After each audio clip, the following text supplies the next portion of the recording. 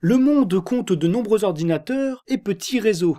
Du réseau local que vous pouvez avoir chez vous au réseau d'entreprise, le fonctionnement est le même. Des ordinateurs sont reliés directement les uns aux autres et ça leur permet de communiquer entre eux. Mais comment faire pour connecter les ordinateurs au niveau mondial? Pour faire communiquer deux ordinateurs, il faut un lien physique. Évidemment, il y a trop d'ordinateurs dans le monde pour tous les relier directement entre eux. On va donc connecter plusieurs ordinateurs et petits réseaux sur des ordinateurs intermédiaires appelés routeurs et installer des câbles dans l'océan et sous terre pour relier ces routeurs au niveau mondial. En interconnectant tous ces réseaux, on obtient alors Internet. La connexion physique étant faite, le problème est maintenant d'envoyer un message au bon destinataire.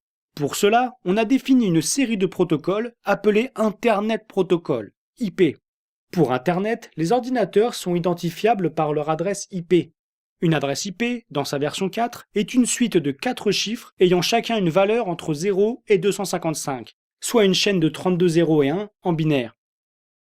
L'IANA est l'organisme qui tient un registre des adresses IP au niveau mondial.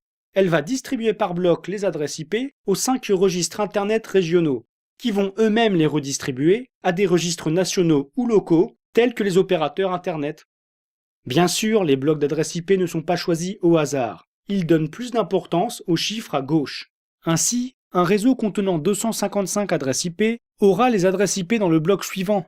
Les 255 possibilités seront sur le nombre de droite. Ces registres vont donc permettre de distribuer et de localiser les adresses IP. Enfin, quand un ordinateur se connecte à Internet, le fournisseur d'accès va lui donner son adresse IP. Les ordinateurs ayant une adresse, il faut maintenant que les messages arrivent à destination. Quand un ordinateur envoie un message, il l'envoie dans un ou plusieurs paquets. Ces paquets contiennent donc le message, l'adresse IP de l'envoyeur et l'adresse IP du destinataire. Le message est envoyé au premier routeur qui va choisir à quel routeur suivant il faut retransmettre le message pour atteindre le destinataire. Pour faire ce choix, les routeurs ont une table de routage qui associe des adresses IP ou des blocs d'adresses IP à la sortie, c'est-à-dire le câble, où retransmettre le message. Les adresses IP se lisant de gauche à droite, il suffit de comparer en binaire l'adresse du destinataire avec celle dans la table de routage, en comparant à partir de la gauche. Le routeur retransmet alors le message à la sortie qui correspond le plus au destinataire. En faisant tout ça à chaque routeur, le message va enfin atteindre le destinataire. On peut faire un parallèle avec le système postal. Pour un courrier à destination de la France, la poste canadienne ne regardera qu'une seule ligne, le nom du pays, le nom de rue et le numéro n'ayant aucune importance à ce niveau. C'est un peu comme la lecture de gauche à droite des adresses IP. Le courrier sera alors mis dans un avion pour la France, et la poste française regardera un peu plus loin dans l'adresse pour l'envoyer au bon département. Là, ils vont l'envoyer à la bonne ville, et enfin le facteur remettra le courrier à la bonne adresse. La différence est que les adresses IP ont une taille fixe et qu'elles sont faites de 0 et de 1. Les ordinateurs sont câblés, ils ont une adresse et on a un système de livraison des messages.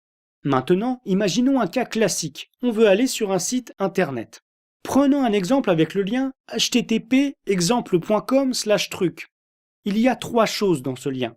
Le HTTP ne fait pas partie de l'adresse. C'est juste le protocole pour demander des documents ou des pages web. Ça formatera le message à envoyer pour demander d'obtenir la page exemple.com/truc. Si on avait eu HTTPS à la place, ça demanderait aussi des informations pour crypter l'échange de messages. Maintenant, regardons le nom du site web, exemple.com. Pour envoyer un message à ce site web, il faut d'abord connaître l'adresse IP de l'ordinateur qui l'héberge. Pour ça, il existe un système d'annuaires, les DNS. L'ordinateur envoie d'abord un message à l'annuaire pour connaître l'adresse IP de exemple.com, qui répondra avec l'adresse IP voulue. La dernière partie, /truc, correspond à une page. Le site web va l'interpréter comme il le veut pour retrouver la page internet correspondante. Au final, faire http exemple.com/truc revient à faire une requête DNS, puis une requête HTTP qui envoie un message à l'adresse récupérée précédemment, pour demander d'afficher la page /truc du site exemple.com. Et enfin, le site web va répondre en envoyant la page correspondante.